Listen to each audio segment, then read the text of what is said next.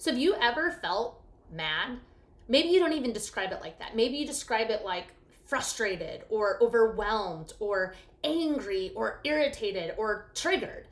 We all have different ways of describing the same emotion. And most of us, we don't like how it feels or how it makes us treat other people. It usually can look different for everybody. It might mean that we're yelling at someone, we're losing our temper, or maybe we're punching something or someone. Or for some of us, it's the good old cold shoulder. But what makes anger more complicated is it's not always bad. It makes sense when we get mad or frustrated when we see injustice, right? We see a group of people treated poorly. We see things like racism. We see people treating the planet poorly or not standing up for something that's really important. So anger can actually be constructive, especially if it moves us towards some sort of positive action. But it also can be destructive when it leads us towards regret and hurting others. We're in a series right now where we're looking at our emotions, the vibes inside, and how do we keep them from controlling us. And one of those emotions that a lot of us struggle with is anger. The question is, what do we do with anger? How do we keep destructive anger from taking over our lives and bossing us around? Well, that's what we're going to talk about this week.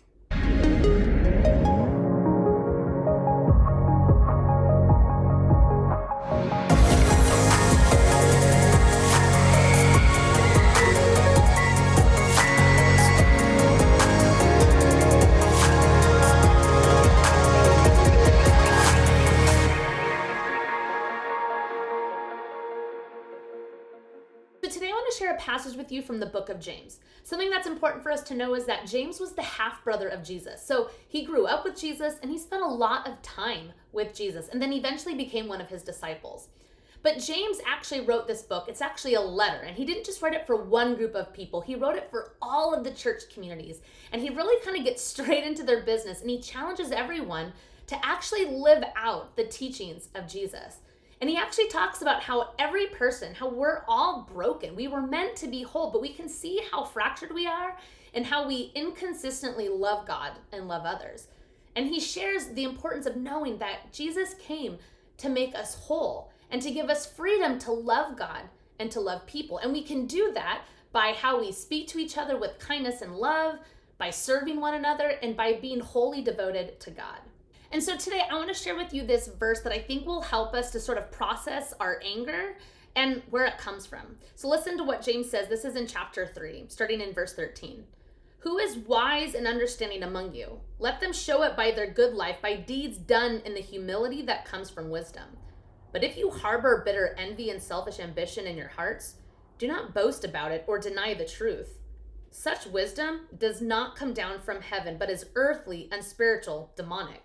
For where you have envy and selfish ambition, there you find disorder and every evil practice. He's talking about people who are wise, that people who are wise are actually humble, meaning they're not thinking about themselves. They're not doing things out of their own selfish ambition. In fact, he actually goes on and warns what that looks like. People who are holding on to their own ideas, their own selfish ambitions are deep inside of their heart, right? When they think about themselves, they're only thinking about what they want.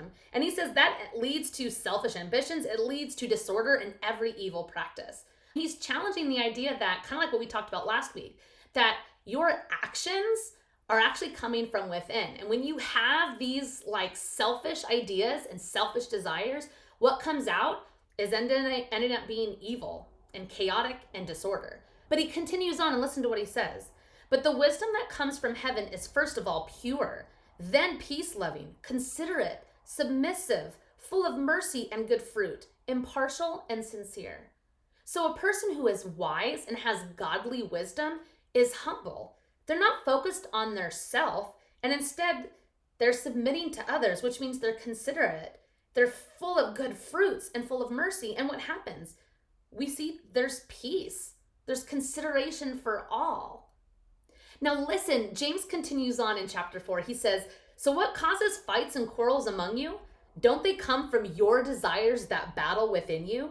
You desire, but you do not have, so you kill. You covet, but you cannot get what you want, so you quarrel and fight. Now, this is kind of hard to take in, because a lot of times when we're feeling angry and frustrated, we feel like that's warranted, right? We go, look what they said to me. They were rude, or they were hurtful, or look what they did. But James, he sort of challenges all the excuses that we give for our behaviors and why we're choosing to say things, do things, or even think things. And he says, what causes fights and quarrels among you? Don't they come from your desires within yourself? In other words, he's saying our fights that we have with people, we have a role to play. We actually have a responsibility. In fact, what is it that's leading us to fight? The fact that we're not getting what we want. Ouch. I mean, some of us, maybe we don't get what we want. Maybe we don't kill, but maybe we pick fights. Maybe we lash out at someone. Maybe we start hitting things or hitting other people. Maybe that's when we give people the silent treatment. And this is a big deal because as long as we're putting the responsibility on other people, that it's their mistake, it's their behavior, it's their character that's at fault, we're never going to get to the heart and the root of our anger and deal with our anger that's controlling us. So what do? Well, we need to start by changing the script. Instead of saying, you are making me mad, or he is being annoying, or she is being rude, we need to stop and say something like, I know what part of the problem is. I'm not getting what I want. And here's the interesting thing, you guys. As long as we are looking to other people as the reason for the way that we're feeling, we're actually allowing other people to take control of our emotions. When instead we could stop and say, you know what? I know that part of the problem, even just part of it, is actually me not getting what I want. And in that way, we're sort of taking back control. And isn't that what we're looking for when we're talking about our emotions, our desire to have more control? Now remember, not all anger is bad, but when it stems from us not getting our way, and it's leading to some destructive behaviors that's hurting other people even, we know that's when there's a problem, and it's starting to take control of us. So we can actually take our cue from Jesus. Listen to how Paul describes Jesus in a letter to the Philippians. He said Jesus, being in very nature God, did not consider equality with God something to use to his own advantage. Rather, he made himself nothing by taking the very nature of a servant, being made in human likeness. Jesus chose to humble himself. He came and loved all of us and treated everyone with kindness and love, even how he spoke to them. And he served us. He served us by going to the cross and dying for our sins. When we read the accounts of Jesus going to the cross, we see that he struggled with it. It wasn't an easy decision, and yet he surrendered his way when he could have fought for it. Following the example of Jesus is how we keep anger from controlling us. Think of it this way. Because of Jesus, anger does not have to be the boss of us. Anger does not have to be the boss of you. I really do believe that by following Jesus, he helps us even with this.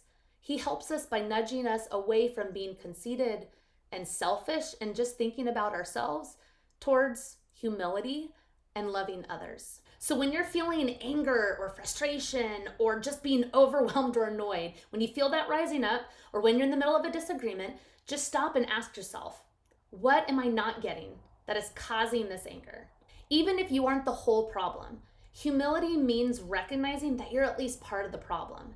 And when you can recognize that, you're taking away the control that anger is having over you. Imagine what your life would look like if anger didn't control you anymore. In your situation, what would it look like if you chose wisdom and humility over anger? Let's continue this conversation together. I want to invite you to join us this Thursday for youth group as we continue to discuss this more together. Bye.